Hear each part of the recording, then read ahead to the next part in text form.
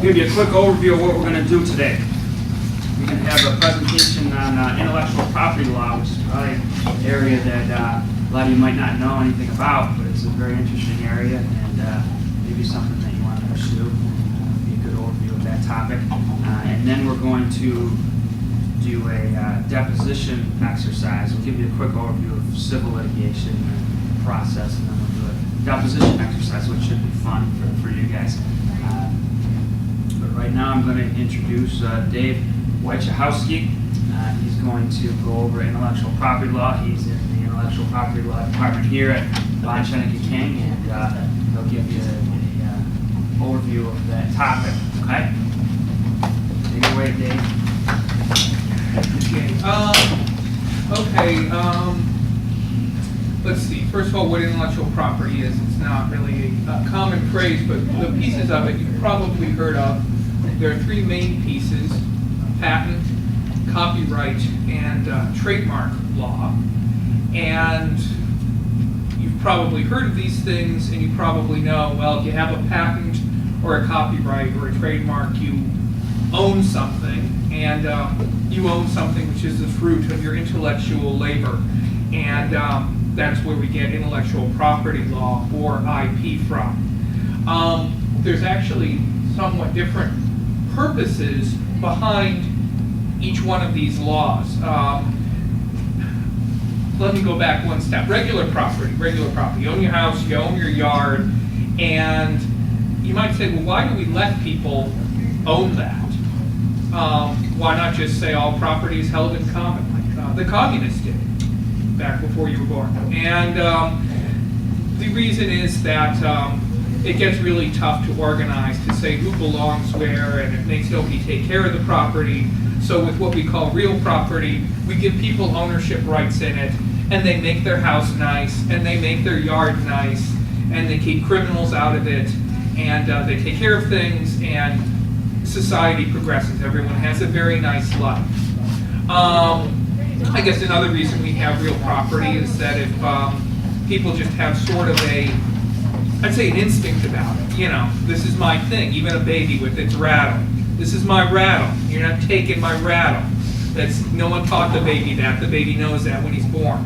So anyway, regular property, we don't even question. It just exists. So why ask why? With intellectual property, you do ask why.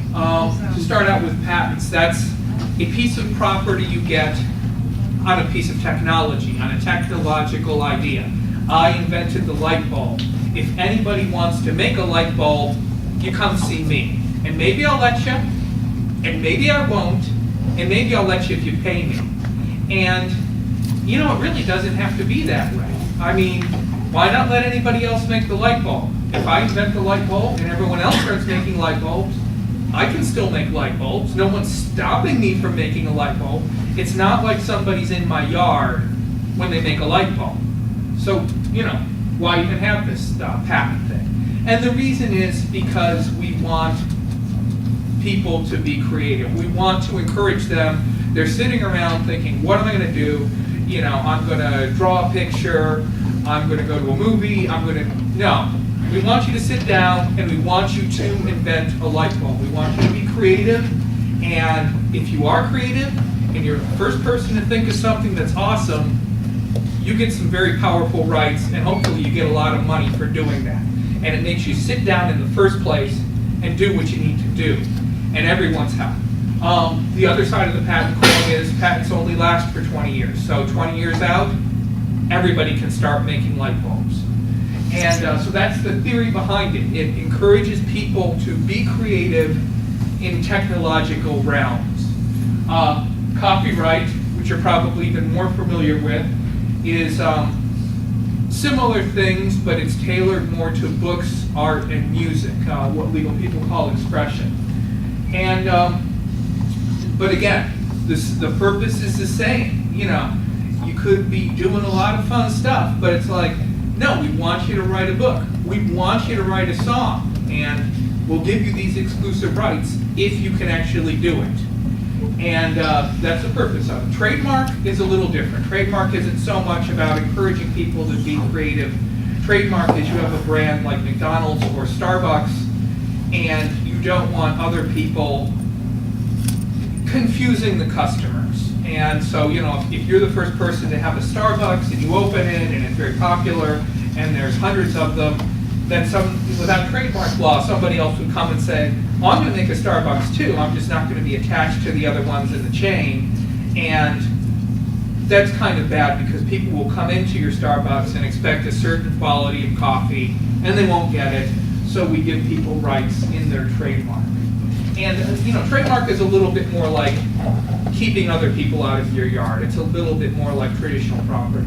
Now last year when I gave this talk, I spent most of the time on a game called Portal, which seems really 2008 to me at this point.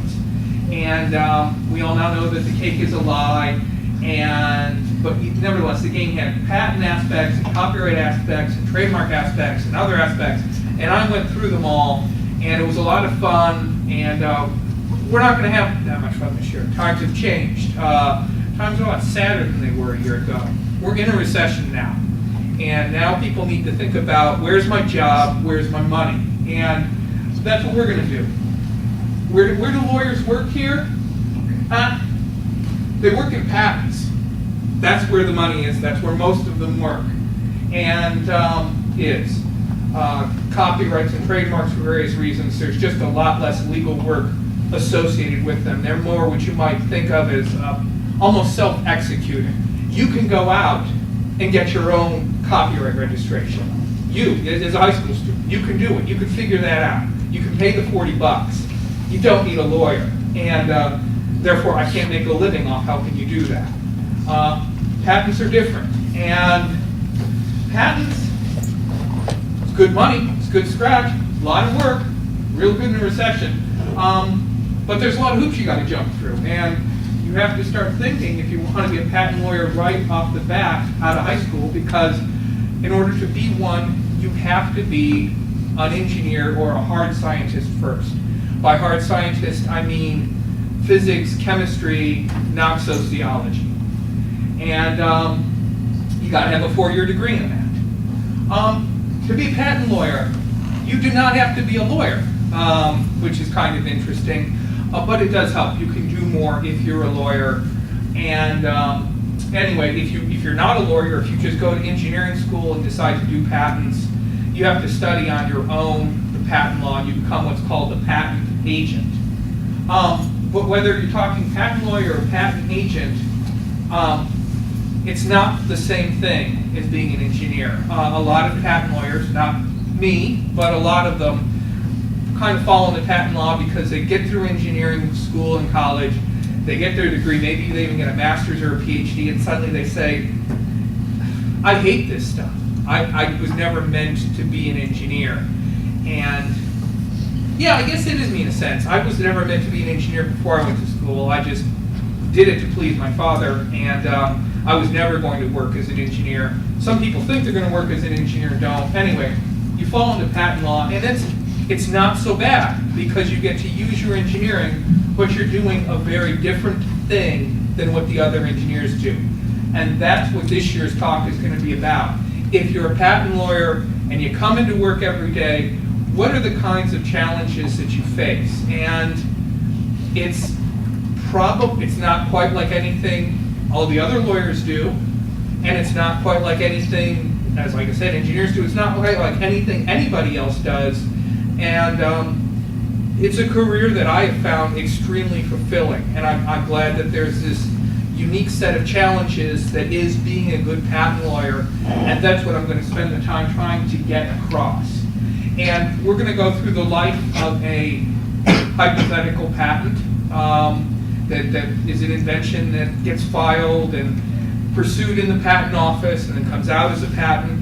And this hypothetical is going to be, you guys know what hypothetical is, don't you? Yes. Yeah, okay. It's going to be real in a lot of aspects. In one major aspect, it's not going to be real, but I'm not going to tell you what the catch is until the end. But for the most part, this is going to ring real, and we should be able to drill down a little further than I did last year when I stuck on the copyrights and trademarks.